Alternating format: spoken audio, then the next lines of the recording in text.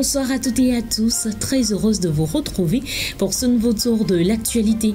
Au sommaire de cette édition, au Togo, une tendance à la hausse des prix a été observée au cours des 2 dernières années.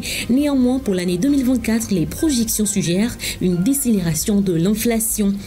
Aussi, le Togo fait partie des 3 pays qui ont plus de bénéfices dans l'espace UEMOA. D'après un rapport de la BCEAO, le pays a fait une recette de 300 milliards de francs CFA provenant principalement de ses échanges dans les secteurs de l'énergie et des matières premières plastiques. Au-delà de nos frontières, les plus de 200 élèves enlevés par des hommes armés dans une école du nord-ouest du Nigeria ont été libérés, a annoncé ce dimanche le gouverneur de l'état de Kaduna. Les élèves de l'école de Kuriga qui avaient été enlevés ont été libérés sains et saufs, a-t-il notamment déclaré dans un communiqué.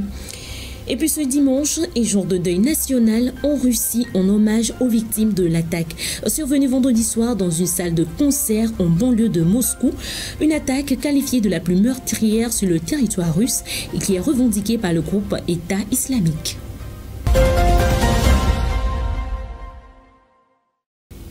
Selon un rapport de la BCEAO, le Togo fait partie des 3 nations les plus bénéficiaires de l'UEMOA. Le pays aurait réalisé des recettes de 300 milliards de francs CFA grâce à ses échanges dans les secteurs clés tels que l'énergie, les matières premières plastiques et les produits animaux.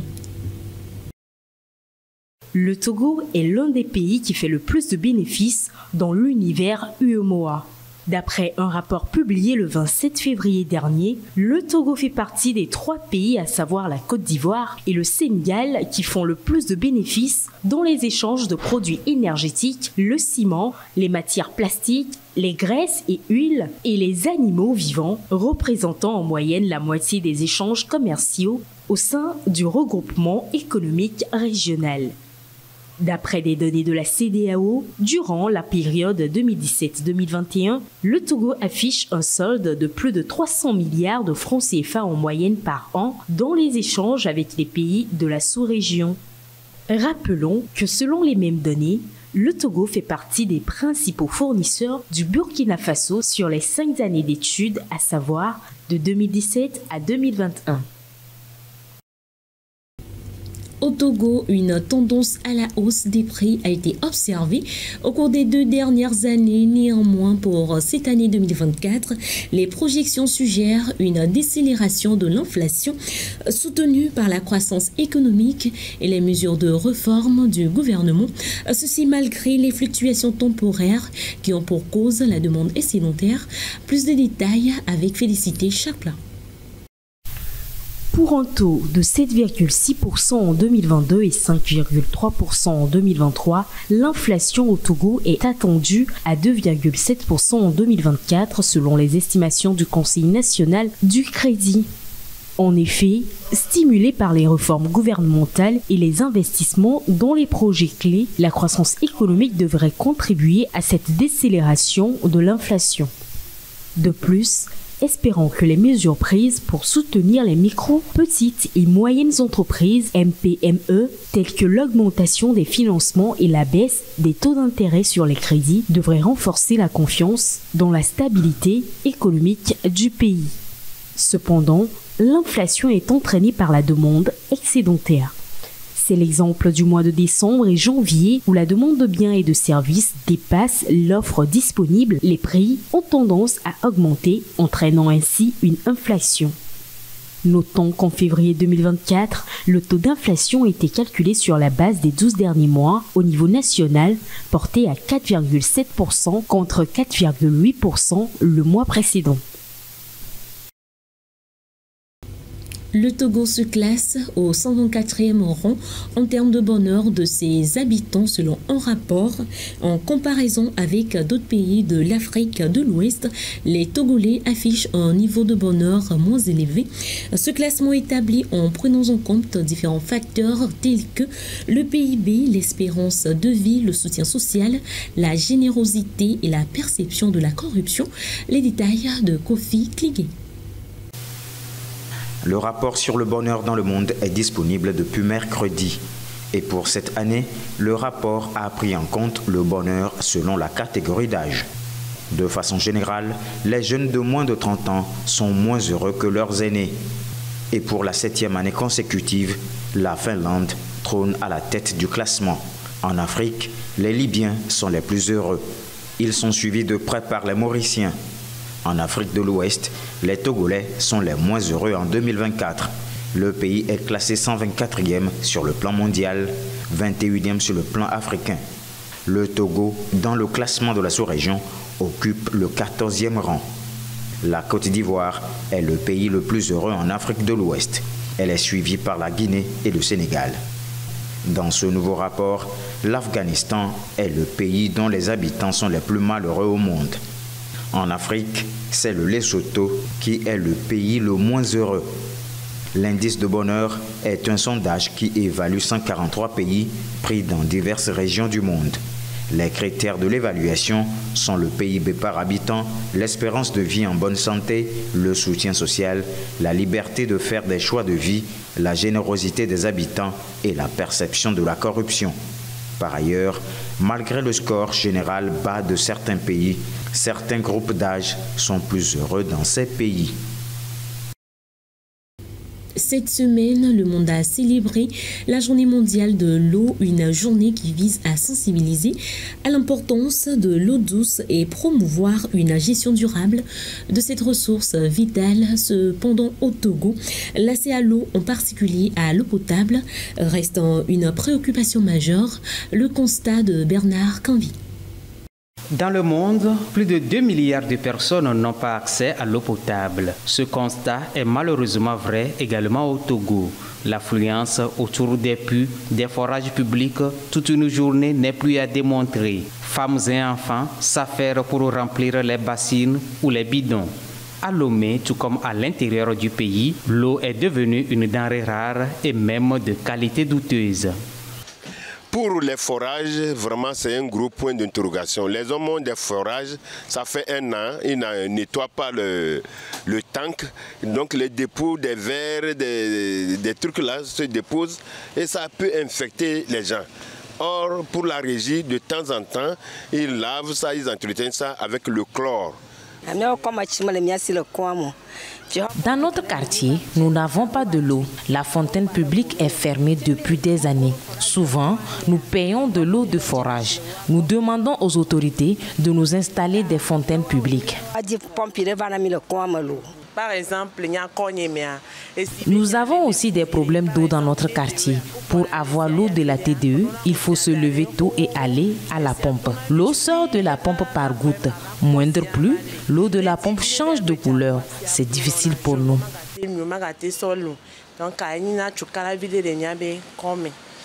À ce jour du 22 mars, où la communauté internationale célèbre la Journée internationale de l'eau, la problématique de l'accès à l'eau potable et la gestion durable des ressources en eau sont toujours d'actualité et restent un défi à relever. Le thème de cette année, je cite, « L'eau pour la paix », résonne profondément avec la situation actuelle de notre monde.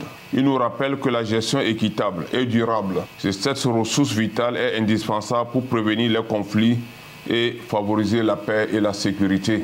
Le gouvernement togolais, sous la houlette du chef de l'État, son Excellence M. Faure Essozimna Gnassingbé, s'est engagé solennellement à œuvrer sans relâche pour garantir un accès universel à l'eau potable et à des services d'assainissement de qualité pour tous nos concitoyens d'ici 2030.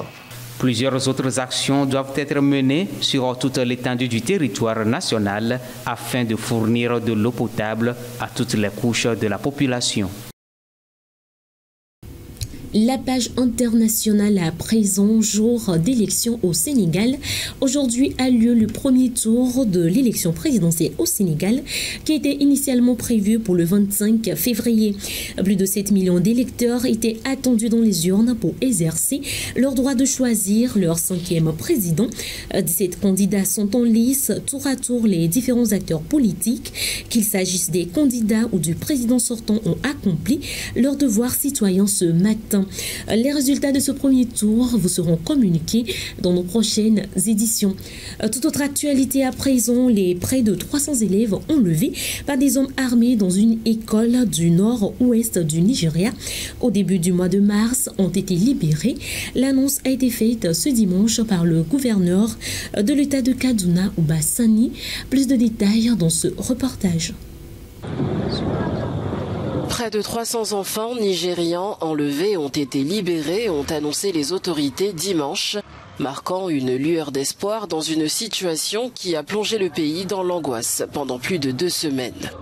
Les responsables locaux ont confirmé que ces enfants enlevés dans l'état de Kaduna, situé dans le nord-ouest du pays, ont été retrouvés sains et saufs après avoir été emmenés de force dans les forêts.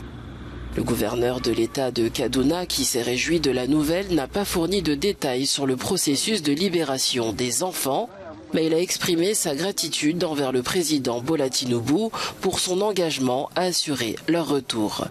Si les habitants locaux pointent du doigt des groupes de bandits actifs dans la région, l'identité des ravisseurs reste inconnue. Depuis 2014, au moins 1400 élèves ont été pris en otage pour des rançons dans des écoles nigérianes, un phénomène devenu courant dans certaines régions, notamment depuis le tristement célèbre enlèvement dans l'état de Borno par les militants de Boko Haram. Antonio Guterres, le secrétaire général de l'ONU, a ce dimanche au Caire dénoncé la famine à Gaza, appelant Israël à lever les derniers obstacles à l'aide. Il a aussi appelé à un cessez-le-feu immédiat dans la région, tout en soulignant l'urgence de mettre fin aux hostilités pour éviter une catastrophe humanitaire. Le secrétaire général de l'ONU, Antonio Guterres, s'est entretenu dimanche avec le chef de la diplomatie égyptienne, Samer Choukri. Durant leur conférence de presse conjointe au Caire, Antonio Guterres a lancé un appel pour un cessez-le-feu immédiat dans la bande de Gaza, déchirée par la guerre. En observant Gaza, il semble que les 4 cavaliers de la guerre, de la famine, de la conquête et de la mort galopent à travers elle. C'est pourquoi le moment est venu pour un cessez-le-feu humanitaire immédiat. Dans l'esprit de compassion du Ramadan, j'appelle également à la libération immédiate et inconditionnelle de tous les otages. La souffrance doit prendre fin. Les Palestiniens de Gaza ont désespérément besoin de ce qui leur a été promis, de l'aide. Le secrétaire général a lui-même visité samedi la frontière égyptienne avec la bande de Gaza. Sur place, il a témoigné de l'aggravation alarmante de la situation humanitaire. Journée de deuil national en Russie ce dimanche suite à l'attaque survenue vendredi soir dans une salle de concert dans la banlieue de Moscou. Selon les autorités, le bilan de l'attaque revendiquée par le groupe État islamique s'élève à 133 morts. Plus de précisions dans ce qui suit. Sur le lieu du carnage, une foule importante venue se recueillir. Ils sont nombreux à avoir fait le déplacement. D'heure en heure, fleurs et peluches s'accumulent aux abords du bâtiment calciné. Beaucoup d'entre nous avaient des amis et des parents sur place hier. Moi, par exemple, j'avais des amis là-bas. Grâce à Dieu, ils sont en vie et se portent bien. Ils ont vécu l'enfer. D'autres sont toujours à la recherche de leurs proches disparus. Ma femme et mes beaux-parents sont allés au concert hier soir. Je n'ai eu aucune information depuis. Je n'arrive pas à les joindre. Alors que de nombreux blessés sont encore hospitalisés, des moscovites sont venus donner leur sang. Ils font part de leur inquiétude. C'est effrayant parce que ça signifie que nos services secrets ne font pas leur travail correctement. À Moscou, musées, théâtres et cinémas sont fermés ce week-end. Un deuil national a été décrété ce dimanche dans tout le pays, en proie à l'émotion. Hommage également à Saint-Pétersbourg ou encore à plus de 4000 km à Ekaterinbourg, dans la région de l'Oural. Mon premier sentiment a été de ne pas y croire. Comment cela a pu arriver? Tant de personnes sont mortes, tant de personnes ne sont plus en vie. C'est difficile pour moi d'en parler. Cette attaque est la plus meurtrière sur le sol européen, revendiquée par le groupe djihadiste. C'est ainsi que se referme cette édition. Merci à vous de l'avoir suivi. Nos programmes se poursuivent sur la 7.